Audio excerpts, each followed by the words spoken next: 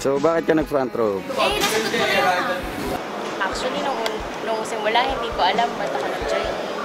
Hindi ko rin alam na gagawin ko to. Una kasi na-invite lang naman ako, sabi sa akin na extra income. Syempre nakita ko yung kagandahan ng business. Para at least maramdaman ng pamilya ko yung masayang buhay. Gusto ko may mapatunayan sa sarili ko, sa parents ko, sa mga tao. Akala ko kasi wala namang mangyayari sa akin eh. Honestly, hindi ko talaga alam kung totoo siya or hindi.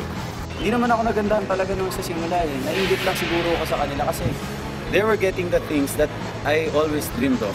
Credible yung mga may-ari. Pangalawa, lahat ng maganda sa isang ganito klase negosyo, kinuha na nila.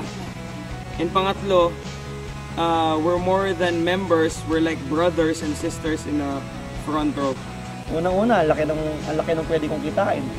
Nakita ko yung chance na hindi ko mahanap sa labas. Naging empleyado ako, 3 taon, wala naman nangyari.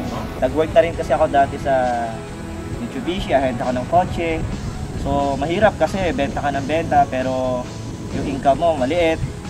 Hindi mo nakukuha yung mga pangarap mo. Dito nagising ako, sabi ko lahat ng tao pala may chance. And nung ino-orient ako, nakita ko, nagpa-flash sa isip ko yung lahat ng mga bagay na gusto ko makuha. Out of curiosity siguro, tsaka gusto ko mapatunayan kung totoo nga talaga na kumikita ng gano'n. Sabi ko nga, hindi mo naman malalaman yan kung gaano pa yung kaganda kung hindi mo susubukan. Parang pagkain, sabi nga nila barbecue, bigyan kitang barbecue, hindi mo malaman kung gaano kasarap pag hindi mo titikman.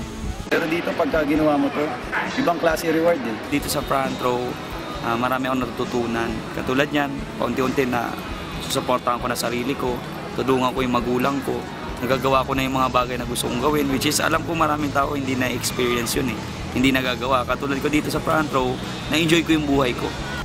God bless, dumating sa akin yung front row kasi tinupad niya lahat ng mga pangarap ko para sa pamilya ko. Who would think na yung simpleng taga-Tondo, may mga bahay na ngayon, yung simpleng nagma-McDonald's boy ngayon, marami ng negosyo. Totoo nga, even ako na-experience ko siya right now. So, ganun pala siya kaganda. At my young age, hindi ko akalain na makukuha mo siya unti-unti. Kaya ako ginagawa front row para makuha pangarap ko, makatulong sa magulang ko, sa pamilya ko, sa ibang tao, na never kong naisip na mangyayari sa akin. Hindi mapaliwanag kung anong feeling pa nag-front row eh. Kumikita ka na malaki at the same time you're helping other people to reach their own dreams. So parang ang sarap lang ng feeling na nakakatulong ka pa sa sarili mo. Goal mo na is bumago ng buhay ng tao eh. Hindi mo magagawa yun sa pagiging empleyado. Hindi mo yun magagawa sa normal na buhay. Hindi lang ikaw yung mayaman, hindi lang ikaw yung nakakuha ng pangarap. At ang masarap niya, kasama ko yung mga tao din na katulad ko. Hindi naman kasi lahat ng tao nakakakita ng ganitong opportunity eh. Swerte nyo nga eh, lalo na yung mga nanonood nito ngayon, nakikita mo na yung opportunity. Siguro ngayon, kung di ako nag-front row, malamang pagod pa rin ako sa pagtatrabaho. So malamang hanggang ngayon, hindi ko pa mabigyan ng magandang buhay yung pamilya ko. Siguro, nurse na nagtatrabaho sa abroad. Kung walang front row ngayon, malamang nasa abroad na ako. Siguro nasa London ako. Tingin ko ang buhay ko ngayon, empleyado. Pagka-graduate, magtatrabaho sa isang kumpanya, empleyado, walang sure na success. So, kaya napaka-thankful ako na nakita ko to at sinubukan ko talaga siya. Now I'm inspiring other people na kunin yung pangarap nila at walang kahit sinong tao na magsasabi sa kanila na hindi nila kaya. Isa lang tong oportunidad na pwedeng magbago buhay ninyo at posible yun dahil nangyari yun sa akin.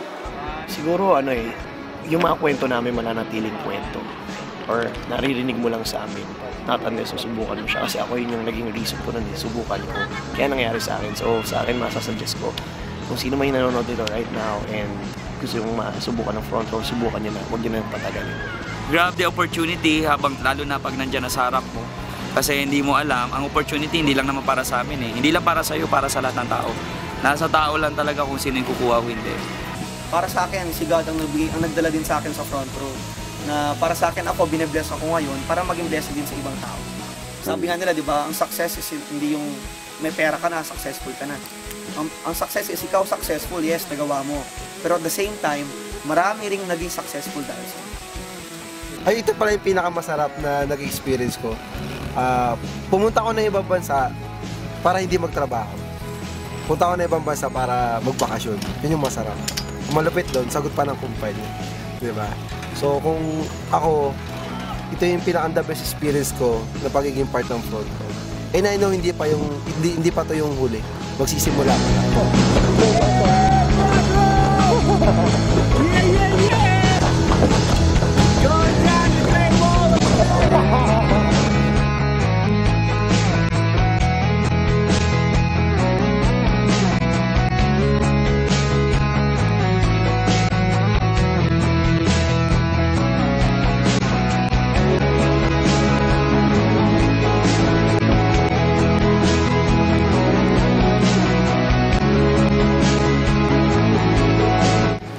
Alam mo, dapat next time dapat kung may papayag na kami lang, dapat ikaw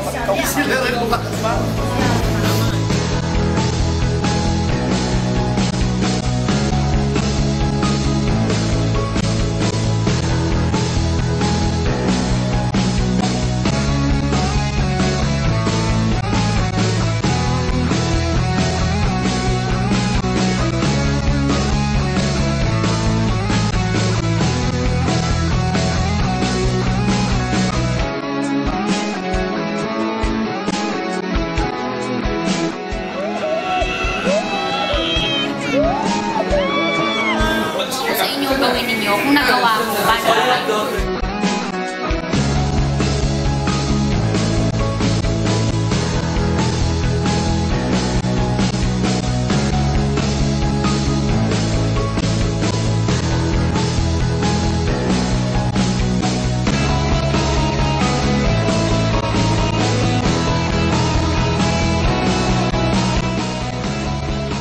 Front row lang makagawa ng ganitong Victorian dito sa Beijing Wall. Great Wall of China.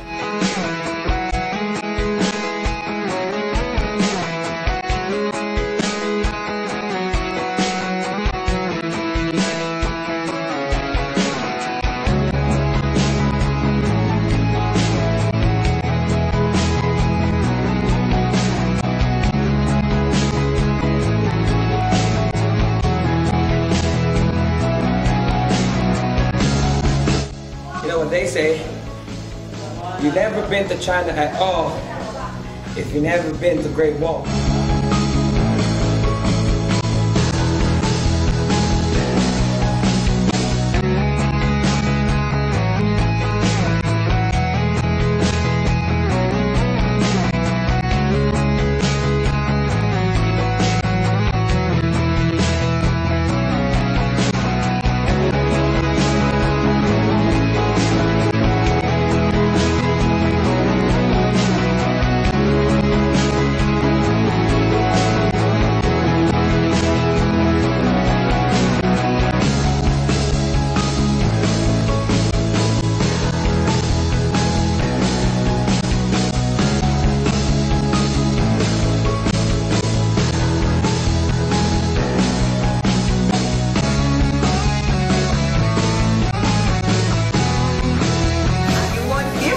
Wait a moment.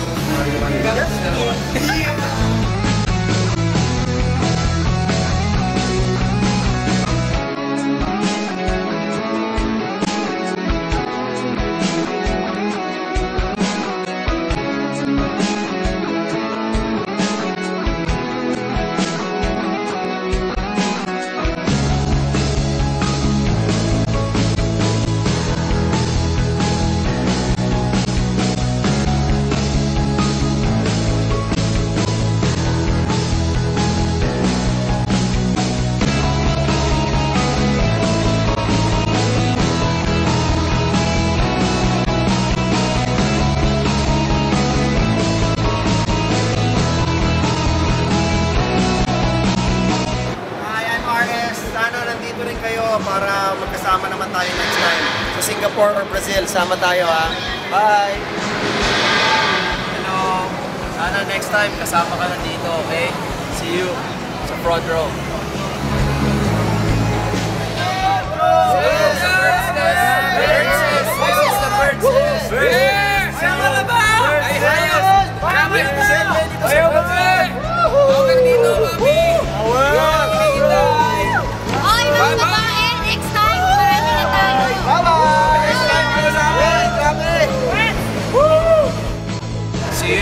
guys.